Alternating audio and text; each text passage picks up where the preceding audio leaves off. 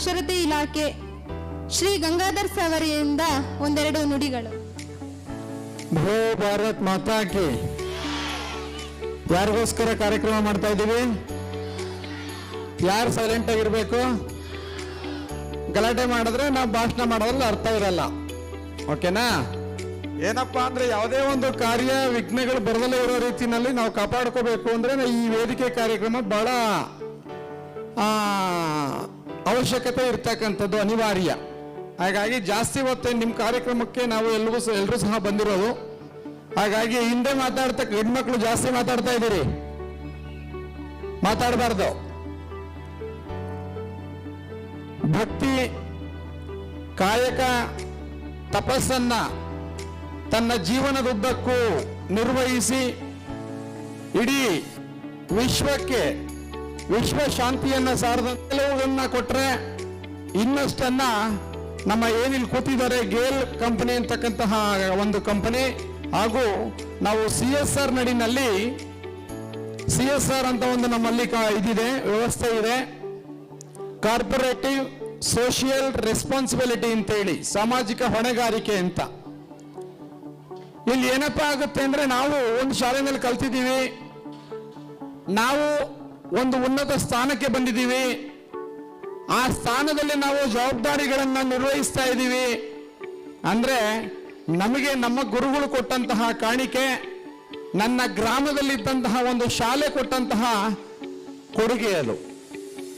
ಹಾಗಾಗಿ ಅದನ್ನ ಸ್ಮರಿಸ್ಕೊಳ್ತಕ್ಕಂಥದ್ದು, ಅದಕ್ಕೆ ಏನಾದರೂ ಪೂರಕವಾಗಿ ನಾವು ಚಟುವಟಿಕೆಗಳನ್ನ ಮಾಡ್ತಕ್ಕಂಥದ್ದು, ಅದಕ್ಕೆ ಏನಾದರೂ ನಾವು ಋಣವನ್ನು ತೀರಿಸ್ತಕ್ಕಂತಹ ಕೆಲಸವನ್ನ ಮಾಡಬೇಕಾದ್ದು ನಮ್ಮೆಲ್ಲರ ಆದ್ಯ ಕರ್ತವ್ಯ. ಹಾಗಾಗಿ ನಮ್ಮ ಶಿಕ್ಷಣ ವ್ಯವಸ್ಥೆನಲ್ಲಿ ಸಂಸ್ಥೆಗಳು ಇವತ್ತು ಕೆಲಸ ಮಾಡ್ತಾ ಇದ್ದಾವೆ. ಶಿಕ್ಷಣ ಫೌಂಡೇಶನ್ ಅಂತ ಒಂದಿದೆ, ಅಕ್ಷರ ಫೌಂಡೇಶನ್ ಇದೆ, ಮತ್ತೆ ಅಜೀಂ ಪ್ರೇಮ್ಜಿ ಶಿಕ್ಷಣ foundation, Agastya foundation, Surabhi foundation, ಹೀಗೆ ಸಾಕಷ್ಟು ಫೌಂಡೇಶನ್ಗಳು ನಮ್ಮ ಶಿಕ್ಷಣ ವ್ಯವಸ್ಥೆಯನ್ನು ಸುಧಾರಿಸುವಲ್ಲಿ, ಶಿಕ್ಷಣದ ಬಗ್ಗೆ ಕಾಳಜಿಯನ್ನು ವಹಿಸ್ತಾ ಇದ್ದಾರೆ. ಮಕ್ಕಳಿಗೆ ಬೇಕಾಗಿರ್ತಕ್ಕಂತಹ ಹಲವಾರು 10 ಕಾರ್ಯಕ್ರಮಗಳನ್ನು ಕೊಡ್ತಾ ಬಂದಿದ್ದಾರೆ. ನಿಜವಾಗ್ಲೂ ಇವರನ್ನ ನಾವು ಸ್ತುತ್ಯಾರ್ಹಕ್ಕೆ ಇವರನ್ನ ನೆನೆಸ್ಕೊಳ್ಬೇಕಾದಂತಹ ಜವಾಬ್ದಾರಿ ನಮ್ಮ ಇಲಾಖೆಯದ್ದು. ನಾನು ಕಳೆದ ಬಾರಿಯೂ ಸಹ ಸುರಭಿ ಫೌಂಡೇಶನ್ ಸುಮಾರು 4 ವರ್ಷಗಳಿಂದ ನಾನು ಇವರ ಕಾರ್ಯಕ್ರಮಗಳನ್ನು ನೋಡ್ತಾ ಇದ್ದೇನೆ. ಬಹಳ ಅತ್ಯುತ್ತಮವಾಗಿರ್ತಕ್ಕಂತಹ ಕೆಲಸಗಳನ್ನ ಮಾಡ್ತಾ ಇದ್ದಾರೆ. ಅದರಲ್ಲೂ ಯಾವ ಮಕ್ಕಳಿಗೆ ಓದ್ಲಿಕ್ಕೆ, ಅದರಲ್ಲೂ ಹೆಣ್ಣು ಮಕ್ಕಳಿಗೆ ತುಂಬಾ ಸವಲತ್ತುಗಳು ಕಡಿಮೆ ಇದೆ, ಅಲ್ಲಿ ಹೆಣ್ಣು ಮಕ್ಕಳಿಗೆ ವಿಶೇಷವಾಗಿರ್ತಕ್ಕಂಥ ಕಾಳಜಿಯನ್ನು ವಹಿಸಿ ತಮ್ಮ ಹಾಸ್ಟೆಲ್ನಲ್ಲಿ ವ್ಯವಸ್ಥೆಯನ್ನು ಮಾಡಿಕೊಟ್ಟು ಆ ಮಾಸ್ಟರ್ ಡಿಗ್ರಿ, ಸ್ನಾತಕೋತ್ತರ ಪದವಿಗಳು, PhD ಪದವಿಗಳು, ಇಂಥ ಪದವಿಗಳನ್ನು ಕೊಡಿಸ್ಲಿಕ್ಕೆ ಅವರು ಮುಂದಾಗಿದ್ದಾರೆ. ನಿಜವಾಗ್ಲೂ ಸಹ ಅದರಲ್ಲೂ ಗ್ರಾಮೀಣ ಮಕ್ಕಳಿಗೆ ಈ ಎಲ್ಲ ಸೌಲಭ್ಯಗಳನ್ನು ಅವರು ಕೊಡಿಸ್ತಾ ಇದ್ದಾರೆ. ಎಷ್ಟೋ ಗ್ರಾಮಗಳಲ್ಲಿ, ಹಳ್ಳಿಗಳಲ್ಲಿ ಇವತ್ತು ಕೆಲವು ಮನೆಗಳಲ್ಲಿ 3 ಹೊತ್ತು ಸಹ ಊಟ ಇಲ್ಲದೆ ಇರತಕ್ಕಂತಹ ವ್ಯವಸ್ಥೆನಲ್ಲಿ ಮಕ್ಕಳನ್ನ PUCಗೆ ಮತ್ತೆ SLCಗೆ ಶಿಕ್ಷಣವನ್ನ ಮೊಟಕುಗೊಳಿಸ್ತಕ್ಕಂತಹ ಒಂದು ಸಮಸ್ಯೆಗಳಿದೆ. ಹಾಗಾಗಿ ಅಂತಹ ಮಕ್ಕಳನ್ನ ಗುರುತಿಸಿ ಎಂಜಿನಿಯರಿಂಗು, ಮಾಸ್ಟರ್ ಡಿಗ್ರಿಗಳನ್ನ ಕೊಡಿಸ್ತಕ್ಕಂತಹ ಪುಣ್ಯದ ಕೆಲಸ ಇದೆಯಲ್ಲ, ಅದರಲ್ಲೂ ಹೆಣ್ಮಕ್ಳಿಗೆ ಅದು ಬಹಳ ಒಳ್ಳೆಯ ಕೆಲಸವನ್ನ ಮಾಡ್ತಾ ಇದ್ದಾರೆ ಅಂತೇಳಿ ನಾನಾದ್ರೂ ಭಾವಿಸ್ತೇನೆ. ಜೊತೆಗೆ ಒಂದು ಮಾತಿದೆ ಹೆಣ್ಮಕ್ಕಳ ಬಗ್ಗೆ, ಎತ್ರ ನಾರಿಯಂತು ಪೂಜ್ಯತೆ ತತ್ರ ದೇವತಾ ರಮತಾಹ ಅಂತ. ಎಲ್ಲಿ ನಾರಿ ಪೂಜಿಸಲ್ಪಡುವಳೋ ಅಲ್ಲಿ ದೇವತೆಗಳು ರಾರಾಜಿಸ್ತಾರೆ ಅಂತಕ್ಕಂತಹ ಒಂದು ಮಾತಿದೆ.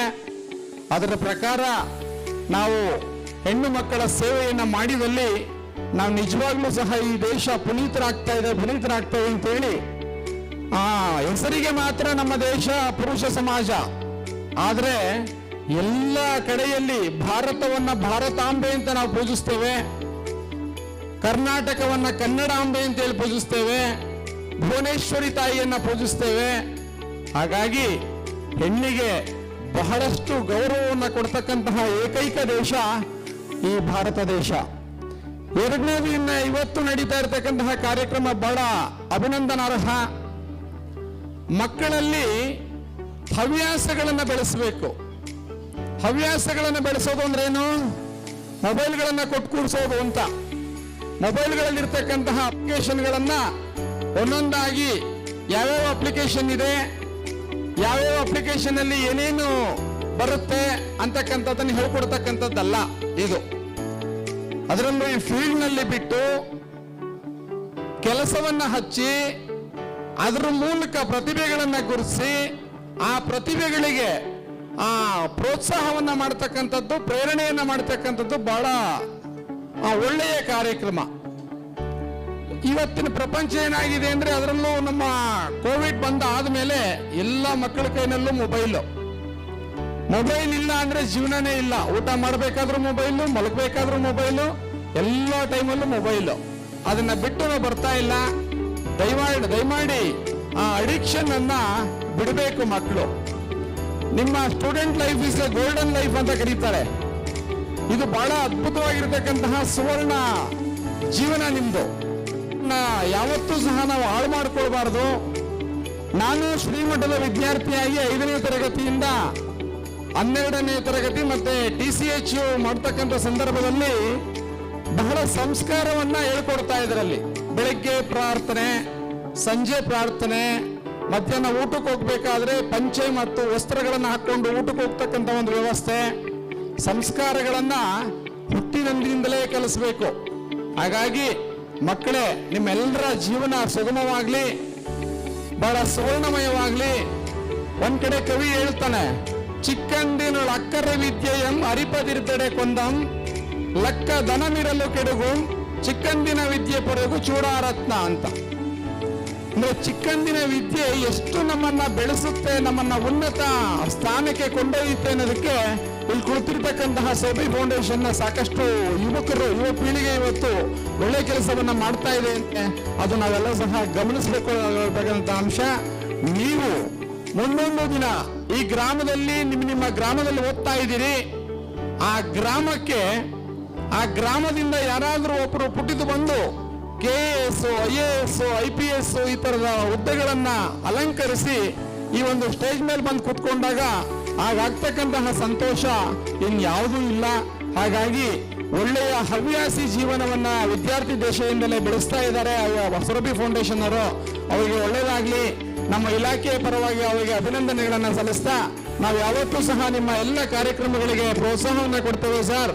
ಎಲ್ಲ ನಿಮ್ಮ ಜೊತೆನಲ್ಲಿದ್ದು ನಾವು ನಿಮ್ಮ ಕಾರ್ಯಕ್ರಮಗಳನ್ನ ಪೋಷಿಸ್ತೇವೆ ಅಂತಕ್ಕಂತಹ ಮಾತನ್ನ ಹೇಳಿ, ಇಲ್ಲಿ ಸೇರಿರ್ತಕ್ಕಂತಹ ಎಲ್ಲ ಮಕ್ಕಳಿಗೂ ಸಹ ಇವತ್ತು ಕಾರ್ಯಕ್ರಮಕ್ಕೆ ಆಗಮಿಸಿದರೆ ನಿಮ್ಮೆಲ್ಲರಿಗೂ ಸಹ ಶುಭವಾಗಲಿ ಅಂತ ಹೇಳಿ ನನ್ನ ಮಾತು ಮುಗಿಸ್ತೇನೆ. ನಮಸ್ಕಾರ.